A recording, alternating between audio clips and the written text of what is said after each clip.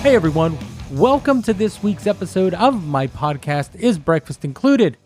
Now today on the show, my guest is an extremely accomplished jazz musician. He also happens to be a metal legend. That's right, I'm talking about Page Hamilton of the band Helmet. Page and I had a great conversation. Told me a little bit about his family.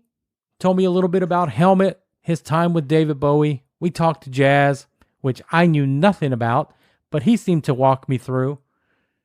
It was a great conversation and a lot of fun. I'm going to let him tell you all about it. Let's check it out. How are you, man? Feel pretty good, man. I'm back east. You know, I was at the Yankee game last night with one of my bros, a drummer I used to play with in the 80s in Brooklyn, and had a blast. I'm a little hoarse from the exciting extra inning game, and yeah, it's going good. Then I'm with my godson's turning 10 this Monday, so I got him all kinds of silly gifts, like a remote control fart machine and some fake dog shit and fucking bag of cockroaches. He's just elated. So right on, man, right on. Pretty cool. So yeah, just had a meeting. We had an hour-long meeting. I've been working for School of Rock. They're good people, Director's lovely, and I know them through her husband, who became a friend of mine like 10, 15 years ago, something like that, just at shows in St. Louis. He teaches at a conservatory there in St. Louis, and we just became buddies. And they would always take us out after shows, like, this is a cool bar nobody knows about, kind of thing. And so it's that during the pandemic. He said, "Hey, my wife is director at the School of Rock. Would you do an interview?" I'm like, "Hell yeah." Because I've done clinics for School of Rock. Yeah. A friend of mine runs the one here. She's been with School of Rock. I guess they're all like franchises. Yes. Where are you? I'm in Denton, Texas. And no shit. That's what we're playing there. You guys are playing here October 1st. Yes. Holy shit. That's cool. Isn't that kind of like half hour out of Dallas? It's just about 30 minutes north of Dallas. We're closer to Oklahoma than we are to Dallas. Wow, cool. I'm an Okie. My on Dad's side, we both grandparents on Dad's side are from Spring Hill, Oklahoma. So they came during the Dust Bowl and to get away from to get work, and they headed west, and that's how we ended up in Oregon. Oh, right on. Yeah, pretty cool. It was Grandpa Bones and Grandma Gladys, my Uncle Lynn, my dad, my Auntie Wanda, and Uncle Jerry was still a baby. So he was they had an international pickup truck with a trailer and attached and a bed on the back. And my Aunt Jewel and Keats, it's my grandfather's little sister. They rode in the trailer in the back. And they all the way to Oregon. They went to California, tried to get work there, and it was really competitive. And and they said, we did a family skit about this because Grandpa told this story, and he said, "Okie, go home." And Grandpa said, "Well, shit on you." And he turned the truck north and headed up to Oregon. I think they ended up in Salem and then Lebanon. They lived in Bend. Around, and they had all the kids picking strawberries, and Grandpa somehow saved some money, and I think he worked for a butcher, and then he ended up buying a grocery store, and it's a great American success story. It's pretty cool, all with a 8th grade or 7th grade education. Right on, man. That is a great story. Yeah, it's really cool. It's really I wrote a Helmet song on the Betty album in '94 called Biscuits for Smut. The genesis was that our great grandma Momo, who I had the pleasure of meeting a little bit, she they lived in a 1-room dirt floor shack, and she was cooking biscuits, and she overcooked them. What's going on? Sorry. No worries, man. Thanks for doing this, by the way. Yeah, my pleasure, man. And you're in New York right now? I'm in Connecticut. Connecticut. I flew into JFK, and my one of my little brothers, one of my best friends in the world, his son is my godson. And so both his kids are like, I like, we baptized them and they're like my kids, you know what I mean? Since I don't have any of my own kids, I just love them to pieces. And I come out probably a couple times a year. And my godson turns 10 Mondays. So I got him all these great gifts, the fart machine. And I got him this fart spray. And I wrapped it in my bag because I didn't want it to break. And so I opened it and a little bit had leaked out. Thank God, not in on my stuff. And I almost vomited. It was so gross. Yeah. And I told him today, he's like, when can I, cause I told him I got him a gift for each day I'm here. Stupid shit, like a bag of cockroaches, a fake dog poop and whatever. And, and then, he likes the Xbox play God box or some kind of box thing. And I got him this thing for that. But, God, I opened that thing and I'm not kidding you. I almost puked. And I said, we can't, dude, I'm sorry. We're going to have to throw this away. His mom was like, you're not having that in the house. And he's like, my godson's like, I can spray you and my sister, right? And I'm like, no. And then, so I disposed of that. So I have to think of something to replace the fart spray. But I had it growing up. I had fake dog poop, fake puke. My poor mom. Just tortured her. And the fake spider on the string and all that kind of stuff. And it's just good fun. And I was a huge hit the first night. I gave him the remote control fart machine, and it was just he and I were just laughing our asses off. It's just really great because my buddy's wife, it was her birthday, so she had some friends over, so we just had a ball with the fart machine. It's great stuff. But yeah, so I used to, I lived in the city for 20 years and had my apartment up until COVID. I lost it in the pandemic. It's just one of those things that I had to let go. I couldn't maintain it anymore. So, and only Stamford, Connecticut, we're only like 40 minutes from the city. So, I went to the Yankee game last night, met my buddy, had a blast. It was really, really great. So it's just great to be here. It's this nice break, cool stuff. We're got a rehearsal tonight. We're going to play Greenwich, Connecticut tomorrow. We're going to play on I think it's the square or the green or something, play a little jazz gig, just a quartet, 2 guitars, tenor sax and drums. And then we have a gig opening up this club later that night in Stamford, doing a jazz set. And then, yeah, so that's gonna be fun. And then we do a little brunch on Sunday, and it just gives us a chance to play together and play jazz with dudes I love that are great players.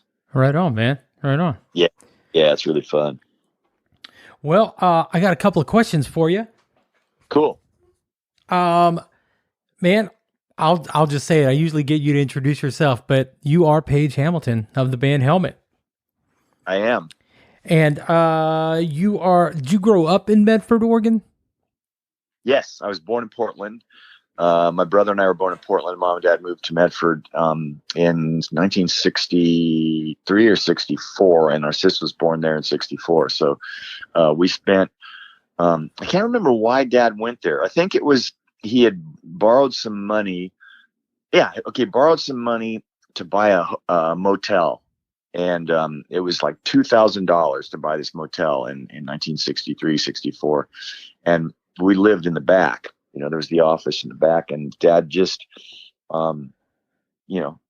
started. That was his first business he was a lumber broker, sold lumber up in Portland, and saved his money and just had this opportunity. And so we moved down to Medford. Really? Well, we lived there for a couple of years, I think, if I remember correctly, because by the time Sis was born, we were in a house. Okay.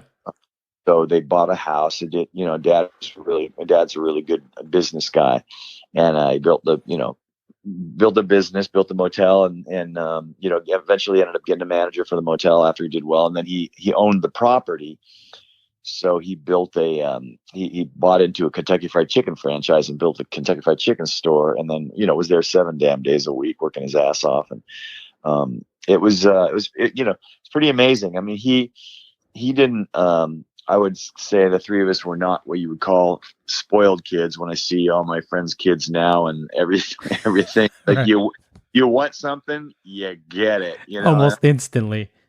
it's crazy. It's like I was telling telling friends, well, yeah, it's I got my first job because I really wanted this Stingray bicycle. It was $20, and Dad's like, well, heck, we're gonna have to get you a job, and so I got a job. I ended up I mowed lawns.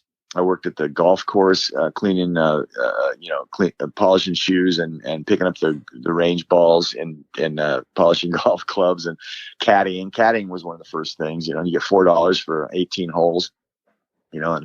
And would just pray that they would buy you a burger at the turnaround on hole 10 or whatever. And you're a little kid and you're just always hungry. But it was pretty cool. It was a great experience. And I ended up working my way. I had always had a job through school, and then when I got accepted to Oregon, I got a job at the lumber mill. A friend of mine had gotten a job there, and he said, "Hey, man, they're paying something like $8 an hour or whatever. It's like really good money." And I was like, $8 an hour? What? It was incredible. Yeah, it was so good, and it was hard work, and it was really hard work. The first summer I worked in the graveyard shift. So my car at one point had broken down, and I had to get on my bicycle and my logging boots and ride across town to the mill. It was, You mentioned your dad being a good business guy. Did a lot of that rub off on you? As far as as far as like the work ethic, business work mind. ethic for sure. Yeah, but in a different way. Like I actually, we just had this meeting with the School of Rock folks at the school that I'm working with, and they were talking about issues they're having with some educational app, with the lessons app, and having keeping the students engaged and keeping them coming to their lessons, etc. And I was really fortunate at University of Oregon to meet a guy named Gary Hagberg, who ended up writing this collection of guitar material with Howard Roberts, who founded GIT in the 70s, which is now Musicians Institute, is actually a music college. And so between Hagberg's organizational, Hagberg and Howard's organization. I got to shut this door. Sorry. And me just being really determined and knowing that you had to apply yourself. Yeah, that. But I mean, as far as business itself, I wouldn't say I'm a good businessman. I just know how to hire good people, and that doesn't mean that I haven't been screwed, because I've been screwed many times in this business, which is unfortunate. But I think as far as my practice habits and writing habits and work habits, I have a really good system. So many of my friends, and I'm sure you have encountered this, that are rock stars, like they just kind of lost their lust for music, or then they stopped working and being passionate about it, because they had you had to pay for their guitar shaped pool or whatever it was, and so they start writing songs with Desmond Child or whatever. I mean, no offense, but I just never understood how you lose your passion and interest in music. And I have this sort of system that since I've been doing these private lessons. I print out a schedule for them, and I print out a suggested half an hour a day work practice schedule to add on to whatever else they're doing. And then I have a kind of a system, and you develop a foundation and a base, and you never run out of material. You never run out of, content, so to speak, for your writing. And I just, I'm always shocked when I don't mention any names, but I'm like, really, it's how do you're a bazillionaire rock star, and you hate what you do. Yeah. when I was younger, I met one of the guys that I looked up to, a rock star, so to speak. And I asked him, for advice. And he said, always look at your guitar playing and you're practicing like you did when you were 15 years old. Absolutely. He said, if you can keep that, he said, keep that mentality in your playing and your relationships and everything you do. If you look at it with the passion you had when you were 15, because it won't go wrong. One way to do that is to make sure you always keep it about the music and not the periphery, not the trappings of music. Yeah. Wow, I meet girls. Oh wow, I made $100,000 doing this or doing that, and I can buy cool stuff, and the cool stuff takes over, and music takes a back seat. And that's why I preach this idea of learning the foundation in music. Learning it's scales, arpeggios, chord voicing, voice leading, chord substitutions. Getting into music. And it's people, they have this thing. I don't want to learn anything because it'll ruin my playing. It's like, that's bullshit. First of all, it'll make your playing better, and it's not scales so you can fly like Ingve, unless that's what you want to do. It's scales because scales are contained. Scales and arpeggios. One student said, "I don't like arpeggios," and I go, "Well, let me give you a few examples of our arpeggios used in music. I'll think like Taxman. Let me tell you how it will be." A minor triad over the top of a D7 chord. Knowing that. The material. There's was another one I was listening to recently, another Beatles tune. He was playing. It was a similar thing. He was playing singing a D major triad over a B minor chord, and these things makes the B minor a B minor 7. It's like, that's useful shit, and the Beatles employed those things. They're musical fragments. Bach employed it, Beethoven, Mozart, Charlie Parker. It's not like people are like, these people is like, oh, you don't need scales, and then they'll show you a 4-note pattern. Just play this. And you go, that 4-note pattern is 1 note shy of being a pentatonic scale. And if you learn the whole goddamn pentatonic scale and you can play it in 5 positions, 6 if you count open on the fretboard, you just expanded your vocabulary times 10. You know what I mean? Times 12, because you have 12 keys. If you learn a C major scale, then you know that you can play that in 12 keys. And then if you know that scale, all 7 modes that go with that: Dorian, Phrygian, Lydian, mixed Lydian, et cetera, et cetera. You know what I mean? It's just ridiculous that people make it so complicated, because it's not, and you have to apply yourself. You just have to apply yourself. And I say 10 minutes a day, scales, 10 minutes arpeggios, 10 minutes of chord voicing. Just start with that, half an hour, and when I'm preparing for tour, I do like Howard Roberts' 20-week Super Chopped program. And then I'm not practicing a half an hour a day. I'm practicing, 4 to 6 hours a day. But that's my career. That's my life, and that's what I love. And I was just, we were talking earlier of having this background, having this love and passion for the theoretical side. I'm writing a piece right now for the Christian Brothers High School in Memphis for their 150th anniversary. That's essentially brass and woodwinds with percussion and string bass. Okay. I just did 3 pieces for a TV show, and it was orchestral combined with my guitar thing and sort of programmy loopy drum stuff, cool, and South American jungle things, and that's because I have this background and I love all kinds of music. I'm able to do both those things. Well, then I can give guitar lessons and teach somebody if they want to learn an DC song, or if they want to learn a Miles Davis tune, whatever. It's all and you can play in helmet, like.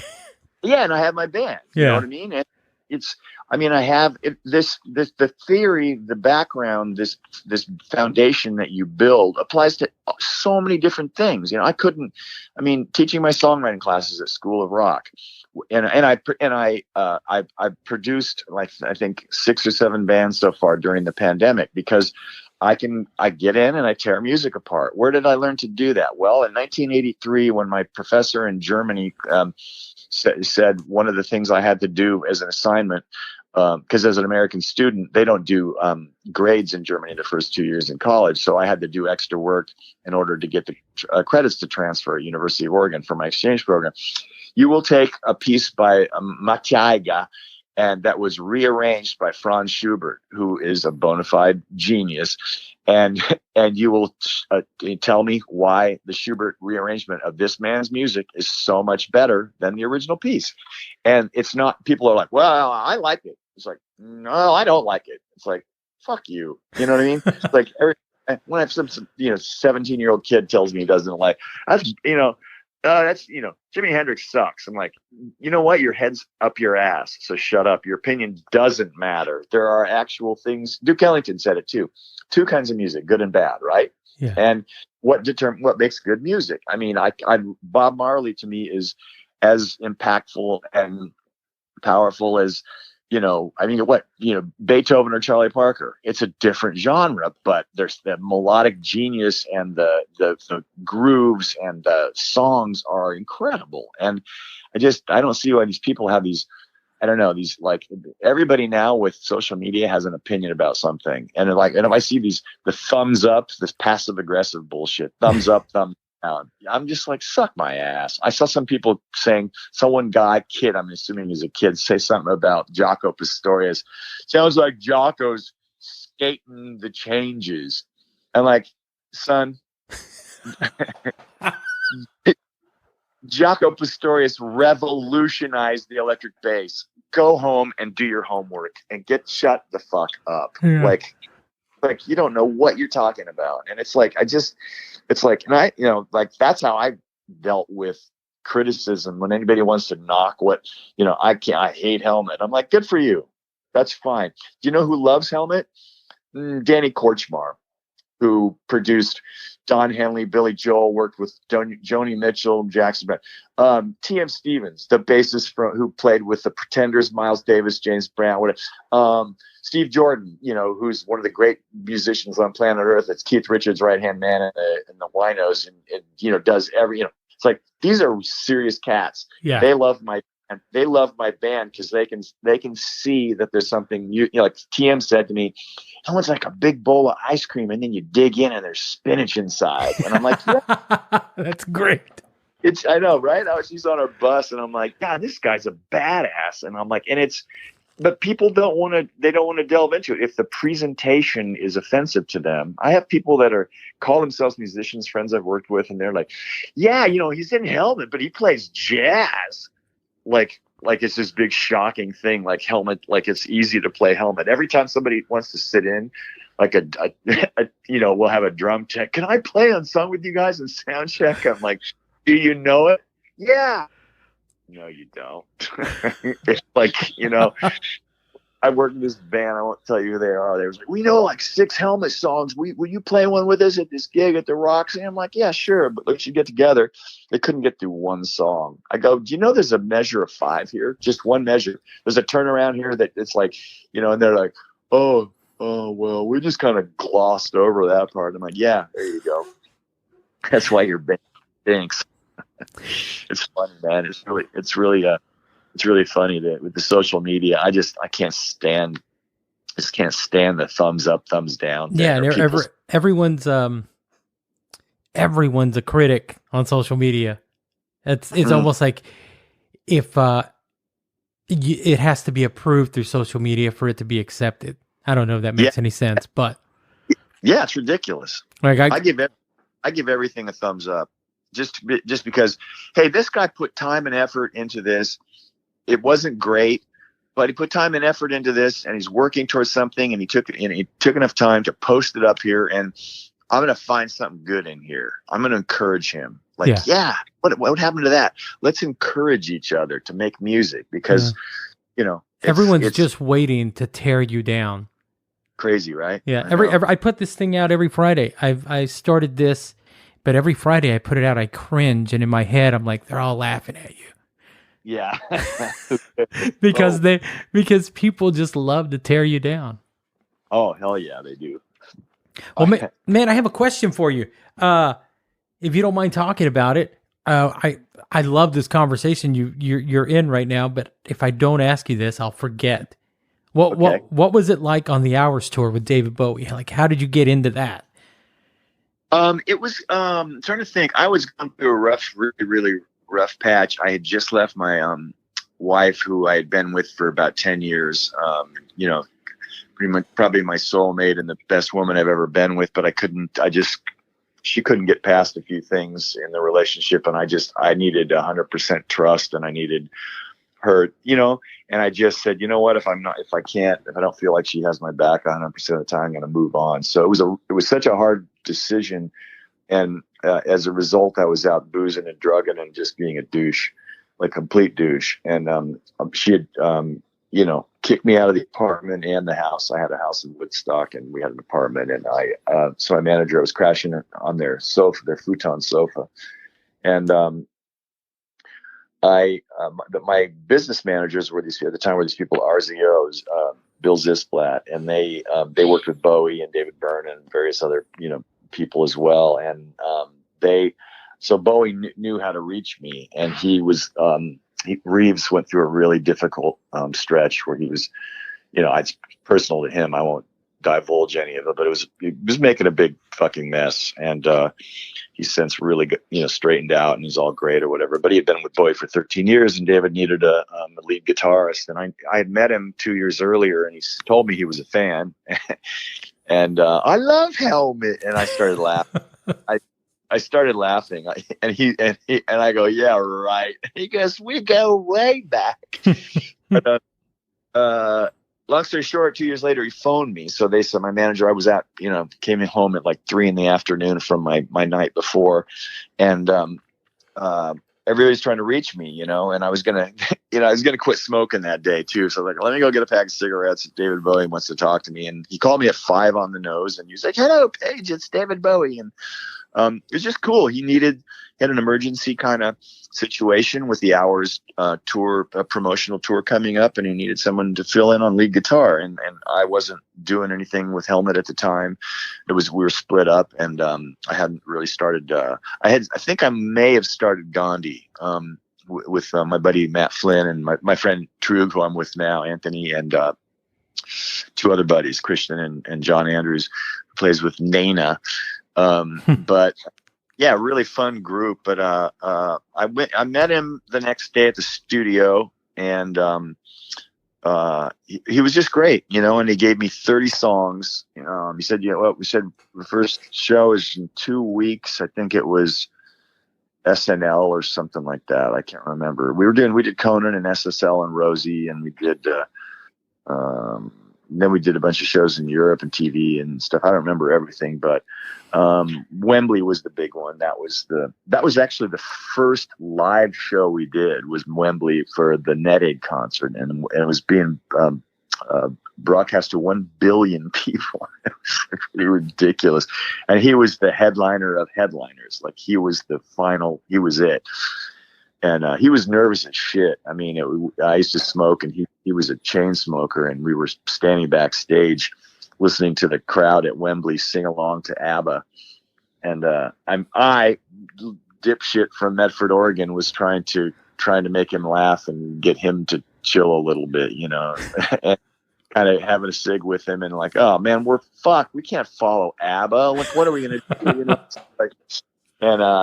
And then he went out. He did with Mike Garson. They went out and did Life on Mars, and he fucked up the lyrics, and you don't hear it in the live recording because they fixed it. But I think he said it was sailors fighting in the dance hall. Oh man, look at those sailors go, or something like that. Instead of look at those cavemen go. It was that part of the song, and I was like, oh god, you know, maybe nobody noticed it, because he sounded impeccable, as he always did. He sounded amazing. I mean, it was the first rehearsal was just he and I, you know, with an ashtray, an upside down mic stand as an ashtray, and the monitors, 2 monitors, and just, you know, playing and, you know, accompanying this incredible genius like on guitar.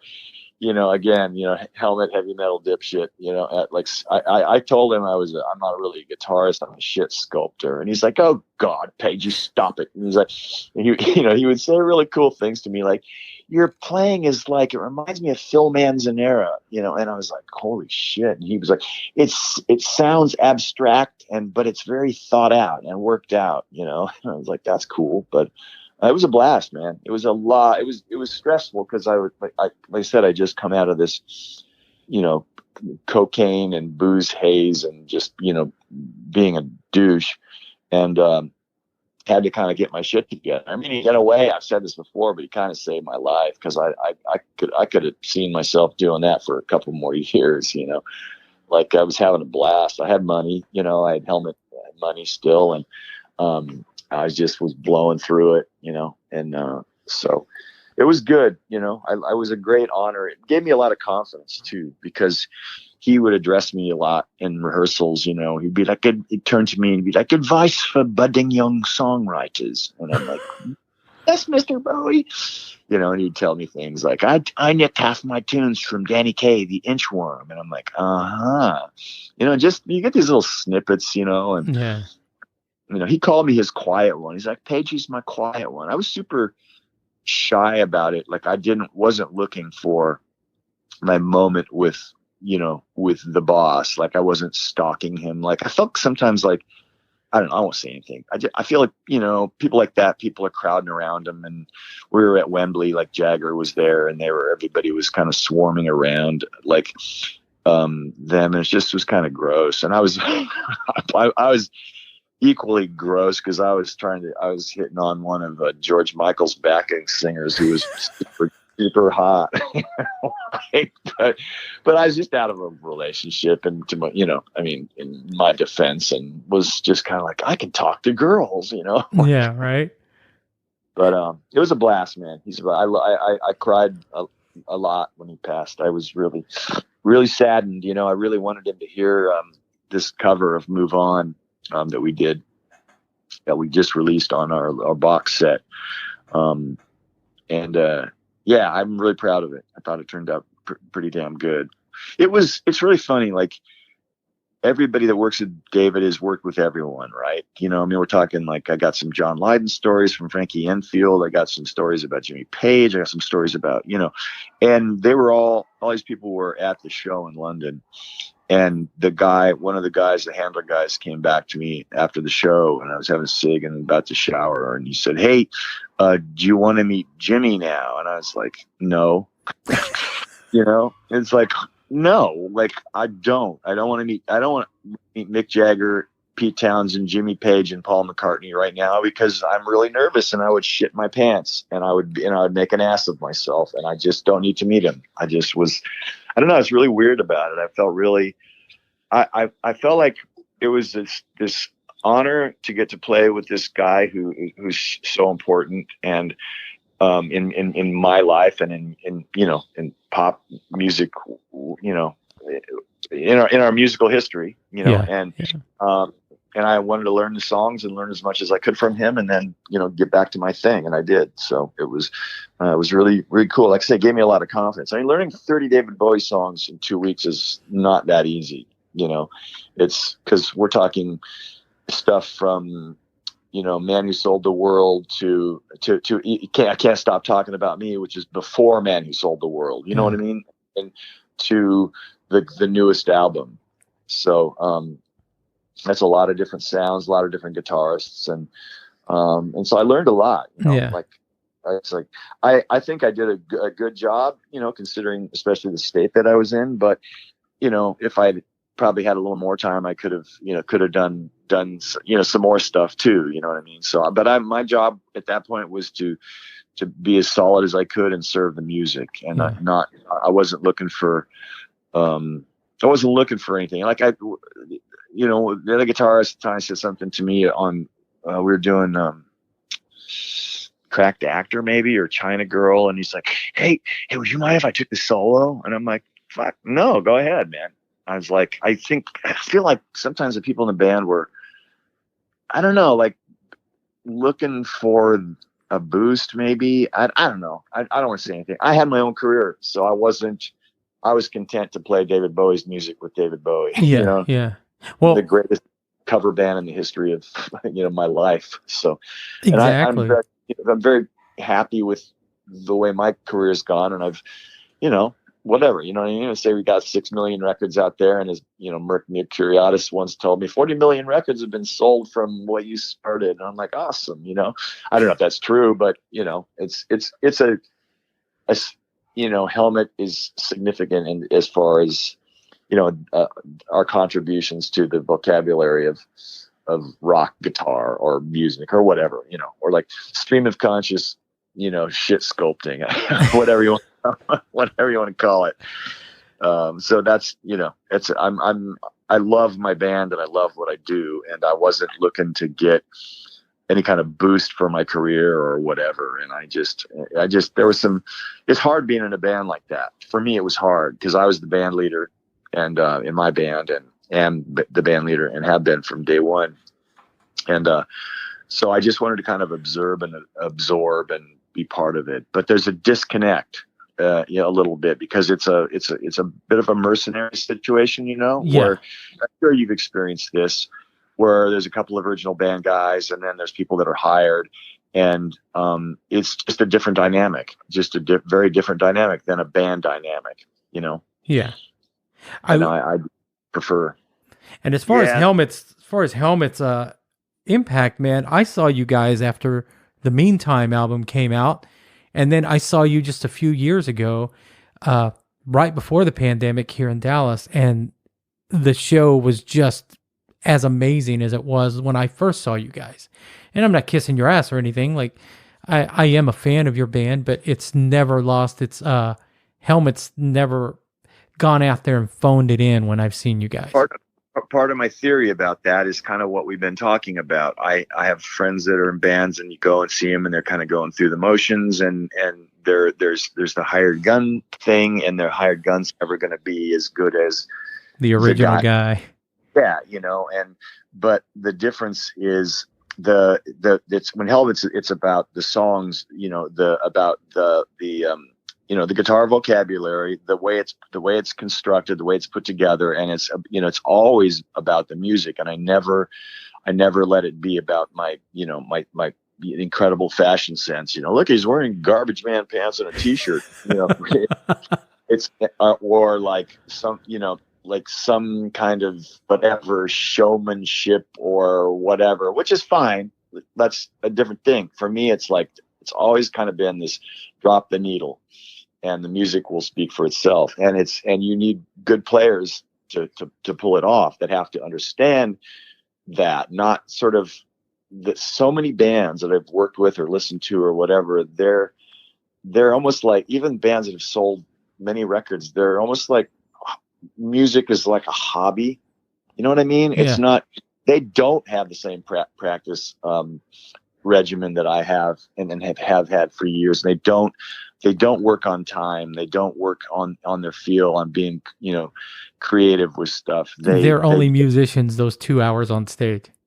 Exactly. It's like, hey, I got this riff. We can string it together with this riff. And it's like, well, there's a better way to do that. You know what I mean? To so you don't run out of ideas. And I feel it's pretty, and you experience that with playing with someone like David. He has these really good musicians. They're all really great, and I take nothing away from him, but it's a very different mentality to go from, as a hired person, from one band to another band, from fronting a band that you've had for 31 years and writing songs that kind of established this interesting sort of take on heavy guitar music, and I got to, Tommy Lee and Nikki Sixx, met those guys. We played, they were great. They're, Intuos and Vince. I've seen those guys at shows with us, and Gene Simmons and Billy Idol. And so there's that kind of world. And then, as I said, TM Stevens and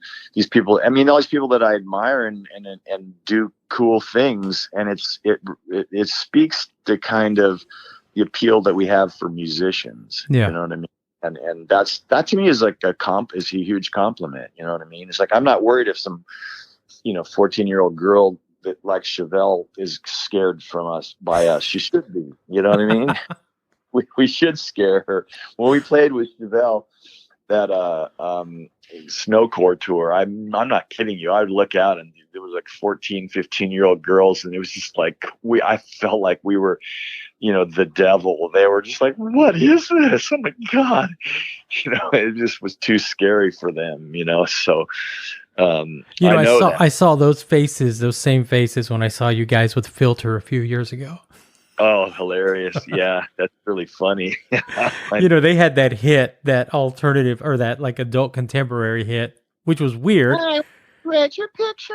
Yeah, and so you had some of that crowd there to see them, and you guys, when I saw you guys came on right before them, and it was just like, just to watch their reaction, like, what the fuck? Yeah, I know. That was pretty funny. That was an interesting tour for sure. Yeah.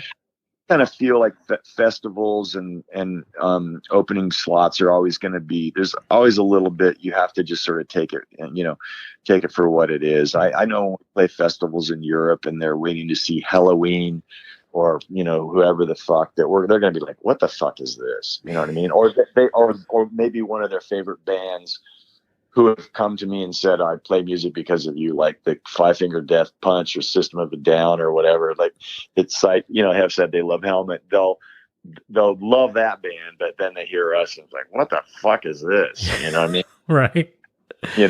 Are there any new bands, like newer bands that you're into that you've heard that you dig? Oh God, that's always a good question. I never can even think of anything because I don't. And it doesn't have to be rock or metal. It could be anything.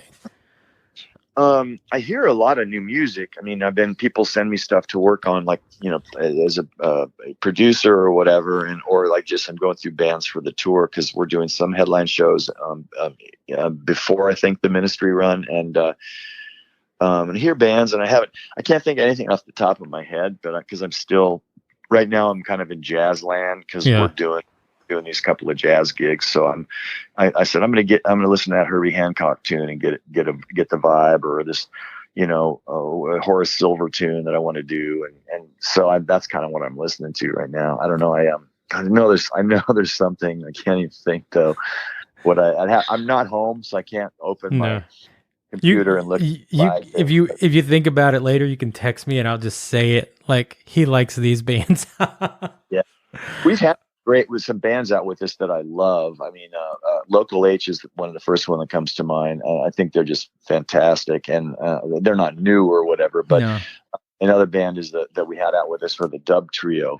And they became my Patton's Peeping Tom band, I believe. But that was amazing shit. Like, just they were such a cool band. And I think the guitar player left or something, I was really bummed to hear because the three of them just were so great together. I'm trying to think. I know we've had other bands that have played with us that I love. I just can't think right off the top of my head. Any advice for younger bands starting out?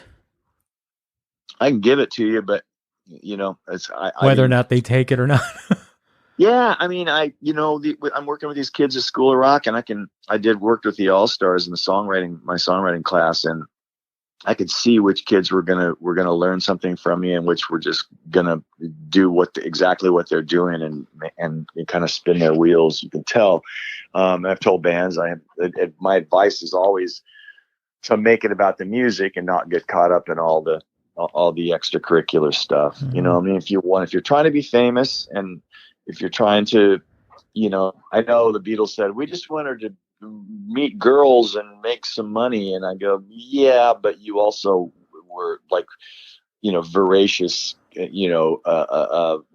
music listeners, and they played, hundreds of gigs and just became a really great band, so look, I don't mind, but there's some of the things that come with being in a band, but it's still, at the end of the day, if I can't wake up and pick up my guitar and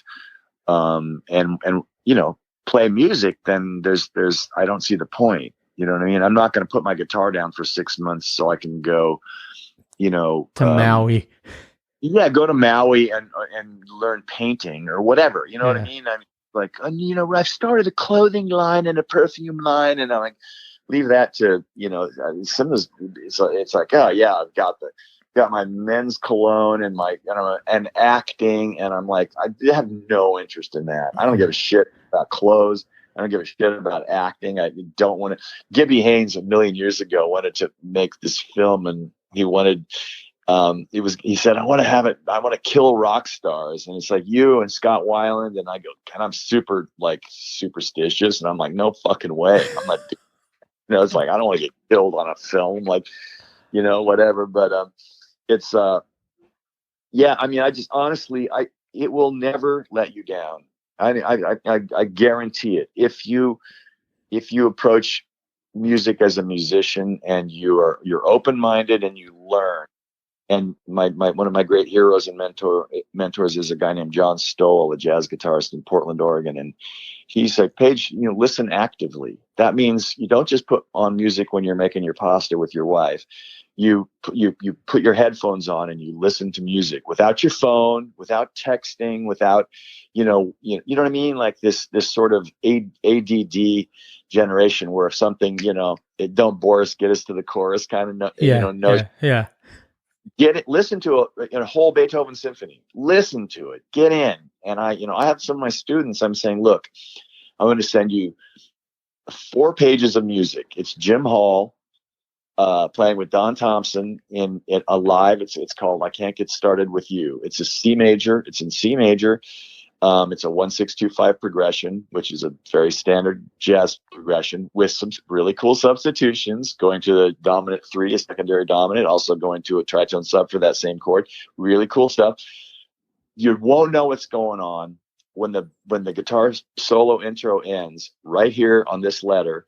And I write the letter for him. This is where you can start to follow on. Just count. Just go 1, 2, 3, 4. Move to the next measure. 2, 2. Just follow the music and get a feel for the shape of this transcription of what he's playing. It's a masterpiece in jazz improvisation. It's an absolute. Jim Hall was an absolute genius, and that's why Sonny Rollins loved him so much and had him in his band, and that group was incredible. And it also, the thing, if you follow along on musical scores, you're really inside the music. You're focusing on something besides, because you can't look up and check your phone. You can't, and I think it's, you don't have to read music, but you can count to 4, right? Yeah. I tell you to come in here, count to 4 and follow. Look at the shape of this guitar solo. Look at the chordal things. And there's if you look at any great musical score, a Bach Brandenburg Concerto, Beethoven, any symphony, any piece, Mozart, it actually looks beautiful. It's very organized and very, it's well put together, and that's significant because that's how the music is flowing. I mean, Mozart crosses the bar all the time, and he's introducing chromatic material, and in some instances even 12 tones. You know what I mean? And like, God, it's so melodic. I thought 12-tone music was supposed to, be nails on a chalkboard and serious. No, it's people just have these preconceptions about music, and it's like, listen, like really, do yourself a favor and just get inside it. It'll give you, peace and wisdom, and it'll make your life better. You know what I mean? I agree. Work on your band, do your thing. We postered. We saved up our bartending tips for recording. You do those things to get your band moving, but it's not about this thing. This drives me nuts. I think the singer from Dillinger said something like this: like, if everything's about your content, then you're shitting out stuff for the sake of shitting it out. We have to have some new bullshit every day on our Instagram or Twitter or whatever. It's like, that couldn't be more accurate. How about you spend time and do something, focus on doing something really cool. If it takes you 3 months or whatever, rather than like, we got to just keep cranking crap out there. So we're visible, I guess. I don't know. I'll never get that. I'm like, nah, no thanks. Well, right on, man. I've taken up a lot of your time. I only have a couple of more things. Okay. The name of my podcast is Breakfast Included? And if it was included, what will you have? Oh, breakfast is included. Well, I mean, we love that in Europe. That's, as you know, it's such a big part of your when you can wake up and even if you had a night off and there was you were going to have a few drinks and you were up late, but you got to get in your little bus and cruise to the next town. I love that kind of continental, European style breakfast. But unfortunately, I never have a huge appetite in the morning, so probably have like a couple of bowls of cornflakes, to be honest with you. There's nothing wrong with that. Do you got anything coming up? You've got the ministry tour. That's coming up in October, and Helmet has shows before that. We're doing some warm up dates, and I know we're playing Louder Than Life, that festival in Kentucky, and it's going to be cool because I'm friendly with Anthrax. They're going to be there. That's going to be fun to see them, and I know the Korn guys. We toured together years and years ago. We're playing with them, and I'm looking forward to that. I hope it's as fun as I think it's going to be. Yeah, I mean, I'm working on a few things. One's like I just did some TV music, and they didn't want me to talk about it. I have a movie coming up called Bunker 17, Bunker 13. My dear friend Rob Pryor, who's just directed his first feature film. I did a bunch of the music for it, called Painted Beauty. And he's got another film coming up, so I'm gonna be working on that. And then I'm producing, having fun producing. I did some of my students have actually come to me and they're like, what I really want is help with my songwriting. And I'm like, great. So I'll have them send me their tracks. And I just, put them in Logic and I rearrange stuff and everything from changing structures and grooves and whatever to just, work on their music. And so this one band, was so excited about what I did that they want me to produce an album for them. So that's really fun, that kind of stuff. But, and then I have the Christian Brothers piece that I've started, for their, that orchestra. And I actually just started, it's kind of been talking about this for 20 years, this guitar orchestral thing. I've done all those films with Elliot Goldenthal, the great composer. Yeah, was it like Heat? First Heat was the first one, Yeah. So we did, Heat and Dreams and Titus and Final Fantasy and The Good Thief and all these really cool movies. And I just learned so much from him. And he was so into my guitar thing. He was like, you're like a little mini orchestra. And so he kind of got me thinking he said, you should do this. And he's got me thinking about combining the electric guitar with the orchestra thing. So that's kind of, I have like a couple of blotches of paint scattered, splatter on the canvas at this point. So it's a long way from being anything, but I'm trying to actually sit down and work that into my week, where if I'm producing a track and then I'm writing something for a work for hire. And then I have another film thing coming up where I play guitar. I think I told you I sang on the Kissing Booth movie. I was actually very, very excited about and proud. My friend is the composer for Kissing Booth 1, 2, and 3. And so I played guitar on the first two, and he reused a lot of what I did for Kissing Booth 3. Well, on this one, they have all these quote unquote professional singers, right? And he's like, oh my God, Vince, the director, and Netflix, they can't hum. Nobody can hum. And he sends me, I think it's like 24 measures of music. He sends it to me. And I'm driving home, and so I go, well, that's humming. That's interesting. But I do it an octave below, right? Because I'm a baritone, and I go, I'm a baritone. He's like, dude, it's a D. You can sing a D. I'm like, oh, I can sing a D easy, but humming. So I'm getting used to it. So I did it. I did 3 takes, sent it to them. They're over the moon, and they were like, that's Paige Hamilton from Helmet. Like people think I don't do Helmet because it's all I can do. I'm like a fucking nincompoop. You know what I mean? I can sing. I'm very proud of. We did Kyle, my drummer, and then my dear friend and vocal producer Mark Rank, and our friend Jim Kaufman, and oh God, I can't remember the bass player's name. Cash. His name's Cash. We did. I'm an advisor on the advisory board for Progress Humanity. It's progresshumanity.org. They're trying to end global conflict, and they asked me to do a recording of Let It Be that they're going to use. I did it, and I was like, I'll recruit some friends, and we'll do a really great version. I did a brass arrangement, all this stuff. And they said, can we use this as the template for the rest of the world? So they're having like artists from 15 countries add. It's kind of like I think their idea is it's kind of a We Are the World feel good. Now let's, we've survived through all this stuff. Let's pull together. And it turned out beautifully. I'm really, really excited about it. I'm really happy. Yeah, so, I can't wait to hear that. Yeah, it turned out great. It was really, and it was the first time I did a Maka song. I've done Lennon and I've done Harrison, but I always was intimidated by Sir Paul because his range and like he's got a higher range or whatever. I transposed it to my key and it sounds cool, man. It turned out really, really nice. So that's something I'm excited about. I think they're gonna have it probably ready by the holidays, I hope. Cool. I'll keep an eye out for it. Yeah, for sure. And we got to hook up in Denton, yeah? Yeah, man. You're going to be here October 1st. I'll hit you up. Yeah, I sent you. Well, you have my phone number, so shoot me a text or whatever, and we'll figure something out. Will do. Paige, I really appreciate this, man. Thank you for dropping all that knowledge. This interview, what I had down was completely different, but I'm really glad that you took the reins of this. So thank you for your time, man, and thanks again for doing this.